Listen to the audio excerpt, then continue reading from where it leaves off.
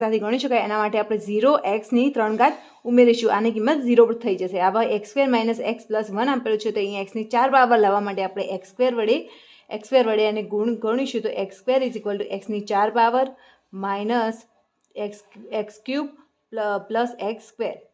તો એના માટે અહીંયા માઇનસ, અહીંયા પ્લસ અને અહીંયા માઇનસ. તો આ નીકળી જશે તો અહીંયા -x³ અહીંયા પ્લસ તો પ્લસ x³ -4x² અને +4x + 5. હવે આપણે x³ લાવવાના છે તો પ્લસ x વડે અહીંયા મલ્ટીપ્લાય કરીશું તો x³ - x² પ્લસ x આપણને મળશે તો માઇનસ પ્લસ માઇનસ. તો હવે અહીંયા વચ્ચે -3x² + 3x + 5.